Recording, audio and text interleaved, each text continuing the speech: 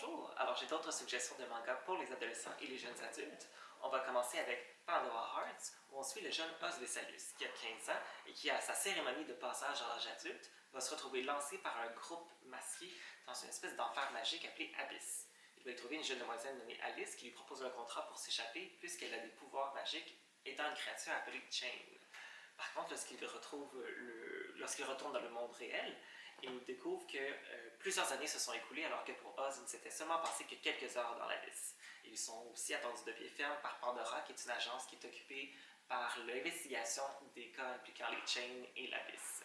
Alors c'est une aventure fantastique où se multiplient les références à Alice au Pays des Merveilles à travers les différents personnages et leurs costumes, qui va sûrement plaire aux amateurs de fantastique.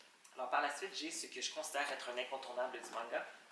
Alors nous avons Full Metal Alchemist, qui est une aventure que je qualifierais aussi d'aventure d'action militaire, mais aussi d'investigation, puisqu'on suit les deux frères Elric, Edward et Alphonse, qui sont des alchimistes, donc ils peuvent transformer la matière en d'autres matières, et qui sont employés par le gouvernement, puisqu'ils sont en quête de la pierre philosophale afin de réparer leur corps, puisque Edward lui manque un bras et une jambe, et que Alphonse a perdu son corps au complet et ne peut vivre qu'à l'intérieur d'une armure qui porte son âme.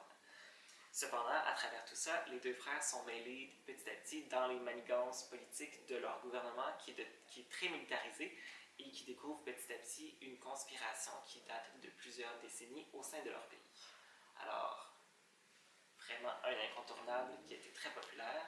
Et pour terminer cette capsule, j'ai un manga français ou un manhwa, Radiant de Tony Valente, qui a connu un succès si monstre qu'il y a maintenant une adaptation animée faite au Japon. Alors on suit les aventures de Seth, qui est un sorcier, qui combat des créatures appelées Némésis qui tombent du ciel. Alors tous les sorciers dans cet univers ont une sorte d'infection et sont en général rejetés de la population. C'est pourquoi nos héros sont aussi pourchassés par l'acquisition humaine qui se méfie des sorciers. Alors l'objectif de Seth à travers tout ça, au-delà de s'échapper de l'Inquisition et de combattre les Némésis, c'est aussi de trouver Radiant, qui serait le supposé berceau des Némésis d'où ils proviennent dans le ciel. Alors, si vous aimez les mangas d'aventure avec des grandes scènes d'action très époustouflantes, c'est la série pour vous. Bonne lecture!